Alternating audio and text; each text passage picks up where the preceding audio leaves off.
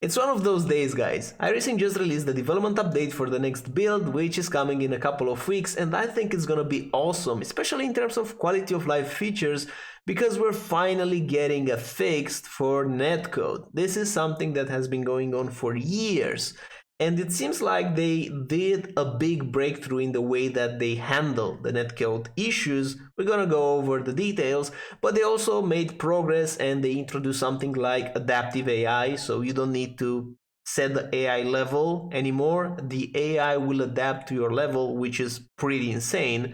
We also have a new lining system, we have more 3D curbs, and all in all, it's a packed update. So let's start with the elephant in the room, because in the last build, the GTP and LMP2 tires were updated and the results were really bad.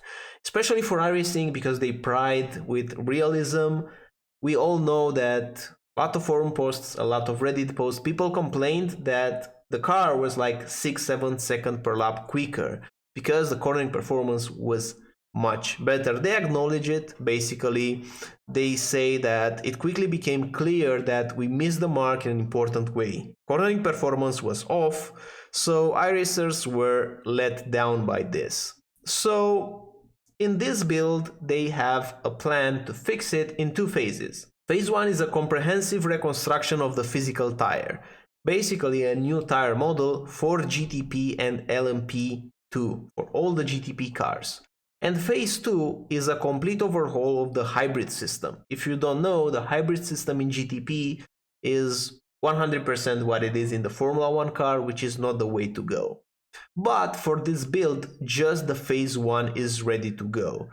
So we're getting a new tire model, and they say here that the disadvantage, if you want to call it like this, is that you will have now less grip. The car will feel a little bit more on edge and more unpredictable, and it's gonna be a bit harder to drive it, especially with cold tires. So make sure you're taking the time to adjust to this change. And phase 2, the hybrid system update, remain on track for season 3.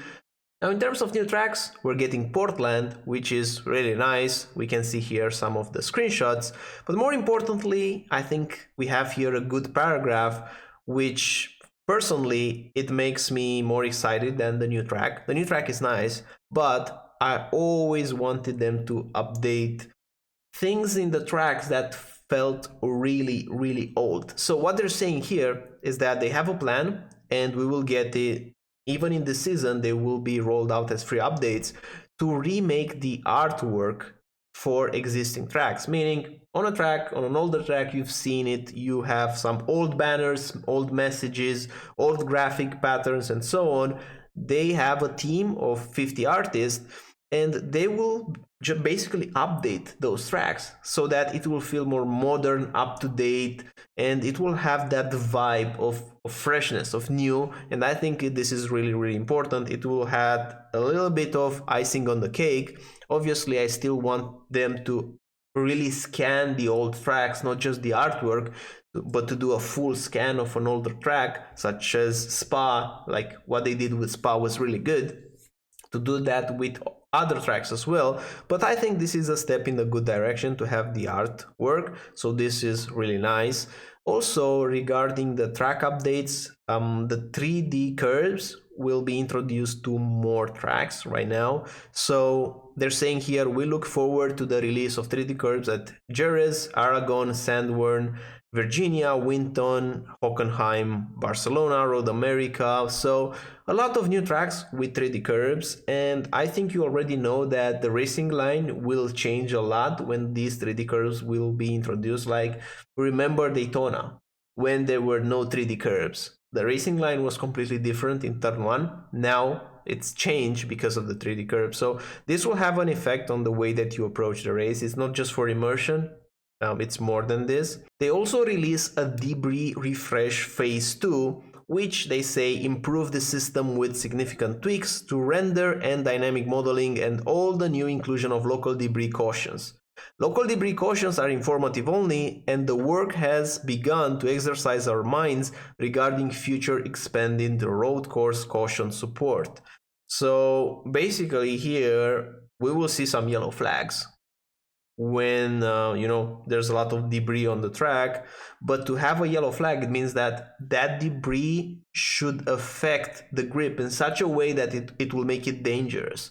So I'm expecting here to see a little bit of change in the way that the tire handled the debris, because in the last patch, when debris was first introduced, you could feel something is a bit different, but it's not as obvious. So I think they will go on a more, more aggressive way. Maybe they will take it step by step.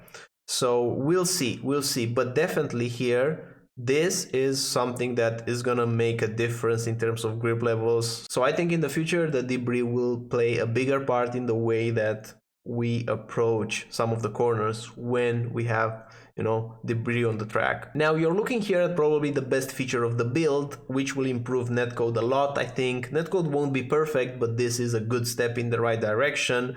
Basically, what's gonna happen if you have a bad connection, meaning if you're blinking, if you have like a bad ping, or if you're from a different part of the world from the server, and the server decides that your connection is not good enough, you will be teleported to the pits and you can drive as a ghost drive. So basically it won't matter in your result, and if your connection gets better, then you can rejoin from the pits. So for all the cases where you see drivers blinking and just teleporting left to right, it's annoying, it's not safe. I'm guessing you won't be seeing those types of drivers anymore. But to be fair to those drivers, I think this has to be done in a way that it's not too punishing. So the threshold for the deciding that the connection is not good enough shouldn't be too severe, to the point that some drivers can't race anymore. Because let's be honest, if you get teleported to the pits, like, your race is over. So I'm looking forward to see what's the implementation of this. It sounds really nice. But what I was hoping for, I couldn't find here in this updates notes. Maybe in the build notes it will be more clear. Is if you're registering to a race, probably the server already knows what's your connection. Will it let you register even though you have a bad connection or not? This is an important question, because I don't think you should be able to register with a bad connection, then go into the race and just basically unable to drive, because it's not that fair for that driver as well. So I'm looking forward to see more details about it. I hope that if you have a bad connection, you can't register for the race, so that you won't lose iRacing, because basically you will be the last finishing. So all in all, sounds really good, but we'll definitely have to see it in practice to see how good it is for the instances of drivers that are not really having like a bad connection. It's somewhere in the middle. So looking forward for that case, edge case scenario. Next on the list is a new lighting system, which just by judging from this screenshot looks amazing.